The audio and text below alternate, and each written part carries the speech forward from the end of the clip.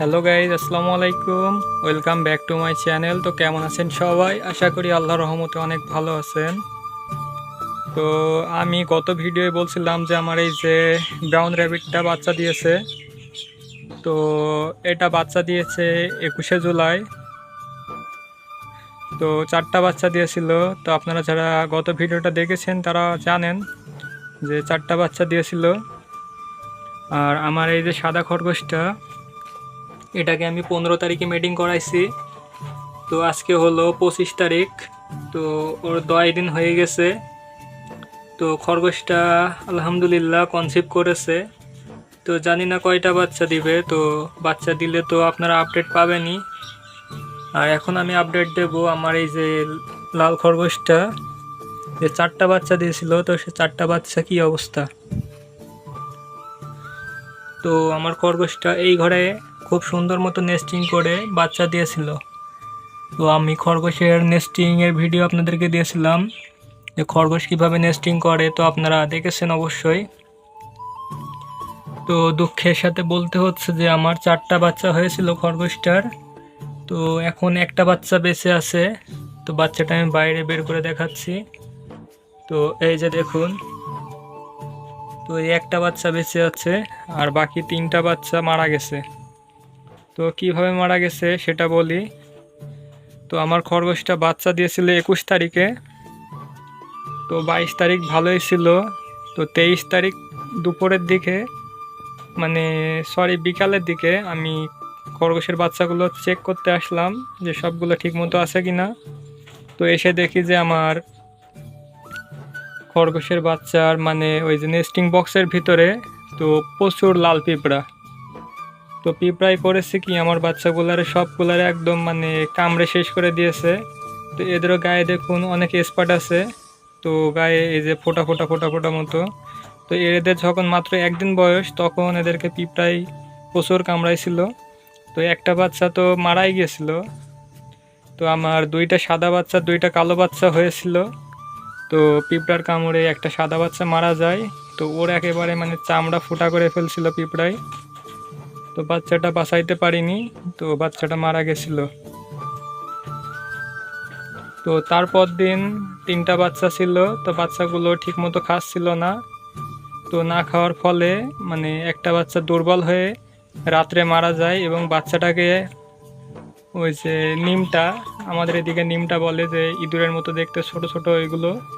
তো নিমটা আমার এই যে চালের ফাঁক দিয়ে আসছিল, এসে মানে নেস্টিং বক্সের ভিতরে গিয়ে একটা মানে বাচ্চা একদম মানে কি বলবো ঘাড় থেকে পেট পর্যন্ত একদম মানে খেয়ে ফেলছিল। তো ওর ভিতরে যে পাজরার কাঠির হাড়গুলো বের হয়ে গেল। তো 2টা বাচ্চা তো মারা গেল এবং 3 নম্বর বাচ্চাটাও আমি মানে খরগোশ 3য় দিন বাচ্চাদেরকে বিকালবেলা ধরে খাওয়াইছিলাম। তো ওর মা মোটামুটি ভালোই দুধ দেয়।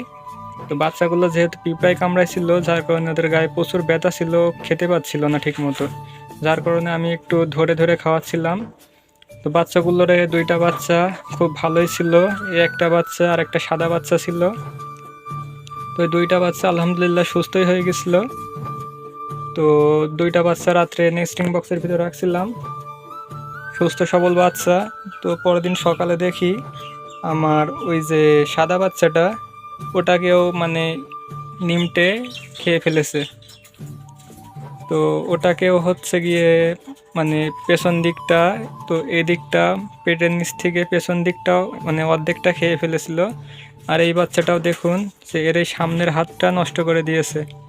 তো এর এই সামনের হাতটা কিন্তু এ নাড়াইতে পারছে না, কারণ এই যে হাতের এইখানটা, তো এইখানটাই মানে কামড়ে মানে চামড়া ছিঁড়ে ফেলেছে, যার কারণে নাড়াইতে পারছে না। তো বাচ্চাটা তারপরেও আল্লাহ ভালো রাখছে, তো বেঁচে আছে বাচ্চাটা এখনও। তোর মা কিন্তু ওকে প্রচুর খাইয়েছে। তো দেখুন বাচ্চাটার পেট একেবারে ফুলে গেছে।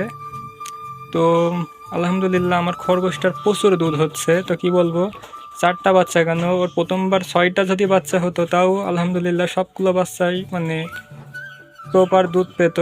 তো দুধের কোনো কমতি ছিল না। তো আমার খরগোশটার এখন একটা বাচ্চা, তো একটা বাচ্চা পুরো দুধ খেয়ে পাচ্ছে না। তো পর্যাপ্ত দুধ হচ্ছে, কারণ আমি এখন খরগোশকে একটু মানে খাবার ভালো দিচ্ছি। তো ওকে সঞ্চি শাক এবং কলমি শাক এবং পর্যাপ্ত খাবার দিতে পারছি, যার কারণে এখন মানে খরগোশটার প্রচুর দুধ হচ্ছে। এবং কিছু কিছু খরগোশ আছে, মানে সবগুলো খরগোশই মানে দুধ হয় এমনটা না। যেমন কিছু কিছু গাভী আছে পর্যাপ্ত দুধ দিতে পারে 15-20 লিটার, কিছু কিছু গাভী আছে 5-6 লিটার 7 লিটার দুধ দেয়। তো কিছু দেশীয় জাতের গাভী আছে 1-2 লিটার দুধ দেয়। তো খরগোশের ভিতরে এমনটা আছে। তো কোনো কোনো মা খরগোশ অনেক দুধ দিতে পারে, কোনো কোনো মা খরগোশ অল্প দুধ দেয়। তো যেসব খরগোশ অল্প দুধ দেয় সেই সব খরগোশের বাচ্চাগুলো বাঁচানো খুবই টাফ হয়ে যায়। তো আমার এই সাদা খরগোশটাও ভালোই দুধ হতো, কারণ ওর প্রথমবার 3টা বাচ্চা হয়েছিল। তো আলহামদুলিল্লাহ 3টা বাচ্চাই খুবই ভালো ছিল এবং 3টা বাচ্চাই বড় হয়েছিল। তো আমি কিছুদিন আগে তো বাচ্চাগুলো বিক্রি করে দিয়েছি, তো আপনারা জানেন যারা আমার ভিডিও নিয়মিত দেখেন। তো আর এই খরগোশটা প্রথম বাচ্চা দিয়েছিল 9 মাস বয়সে। তো প্রথমে 4টা বাচ্চা দিয়েছিল, তো আর এখন একটা আছে, আর বাকি 3টা তো বললামই মারা গেছে। তো ওর কিন্তু প্রচুর দুধ হচ্ছে, তো যার কারণে বাচ্চাগুলো খুবই মানে ভালো হতো, কিন্তু বাচ্চাগুলো তো মারা গেল, তো আর কি বলবো। তো প্রথমবারে মানে বাচ্চা দিল, তো বাচ্চাগুলো টিকাইতে পারলাম না। তো খুব সুন্দরভাবে নেস্টিং করছিল। তো দেখুন কত সুন্দর বাচ্চাগুলো এই কোনো কর্নারে থাকতো। তো বাচ্চাগুলো সবই নষ্ট হয়ে গেছে।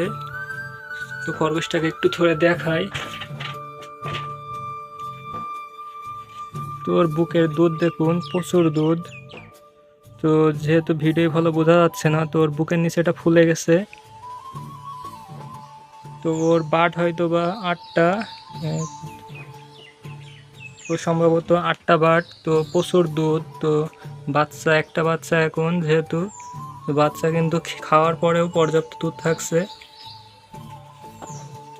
তো আল্লাহ যদি এখন এই একটা বাচ্চা রাখে, তো বাচ্চাটা খুব দ্রুত বড় হয়ে যাবে। তো আমি গতকালকে করেছি কি, বাচ্চাটা রাত্রে মানে আমার রুমে রাখছিলাম। তো একটা ঝাঁপির ভিতরে করে কিছু ভাঙাচোরা দিয়ে তার উপরে রাখছিলাম, এবং সকালবেলা ওর ভিতরে মানে ওর নেস্টিং বক্সের ভিতর দিয়েছিলাম। তোর মা ওকে পর্যাপ্ত খাইয়েছে। তো আমি আবার এখন বিকাল, যেহেতু আমি সন্ধ্যাবেলা খরগোশকে খাবার দেব, তো খরগোশের খাবারপত্র ফাঁকা। তো সন্ধ্যাবেলা খরগোশকে খাবার দেওয়ার পর যখন দৌড় লাগিয়ে দেব বা খরগোশের ঘরটা বন্ধ করব, তখন বাচ্চাটা আমার রুমে নিয়ে যাব। তো এখন যেহেতু বাচ্চাটার পেট পর্যাপ্ত মানে দুধ আছে, তো পেটটা পুরো ভরা, দেখুন পেটটা ফুলে আছে। তো এটাকে রাত্রে আর খাওয়াবো না, তো এটাকে রুমে নিয়ে যাব। তো সকালে ওর মায়ের কাছে দিয়ে দেবো, তো ওর মা ওকে খাইয়ে দিবে। তো এই ছিল আজকের ভিডিও। তো কি বলবো, খরগোশের বাচ্চাগুলো টিকাইতে পারলাম না। তো ইনশাল্লাহ এবার বাচ্চা হলে মানে চেষ্টা করব যাতে পিঁপড়া এবং ইঁদুর বাদর থেকে মানে মুক্ত করতে পারি, কারণ আমি অনেক কষ্টের পরে খরগোশ এখনও পালন করছি। কারণ যারা আমার ভিডিও দেখেন তারা জানেনই যে অনেক ক্ষতির পরও আমি কিন্তু এখনও ধৈর্য ধরে খরগোশ পালন করছি। কারণ আমার কুকুরে অনেকবার মানে খরগোশ নষ্ট করে দিয়েছে, বড় খরগোশ, বাচ্চা খরগোশ, অনেক খরগোশ মেরে ফেলেছে, এবং বিড়ালেও কিছু বাচ্চা মেরে ফেলেছে। তো এরপরও আমি কিন্তু এখনও খরগোশ পালন করছি। তো এখন একটু কমিয়ে দিয়েছি, কারণ আমার এখন খাবারের একটু সমস্যা। তো আমি সব সময় পাই না খরগোশের জন্য ঘাস কাটবার। তো যার কারণে এখন অল্প কিছু খরগোশ রাখছি। তো মাত্র 2টা ফিমেল আর একটা মেল রাখছি। তো 2টা ফিমেল সবসময় এই বড় ঘরের ভিতরে থাকে, আর আমার মেলটা আলাদা করা থাকে। তো মিটিংয়ের সময় আমি একসাথে দেই, তো মিটিং সাকসেসফুল হয়ে গেলে আবার আলাদা করে দেই। তো এভাবে যাচ্ছে আমার খরগোশ পালন করা। তো ভিডিওটি যদি ভালো লাগে তো অবশ্যই লাইক করবেন, এবং আমার খরগোশের বাচ্চাটির জন্য দোয়া করবেন যেন আল্লাহ এই বাচ্চাটাকে বাঁচিয়ে রাখে। তো ভিডিওটি ভালো লাগলে লাইক দিবেন, এবং আমার চ্যানেলে যারা নতুন তো তারা অবশ্যই আমার চ্যানেলটা সাবস্ক্রাইব করে রাখবেন খরগোশ রিলেটেড আরও নতুন নতুন ভিডিও পাওয়ার জন্য।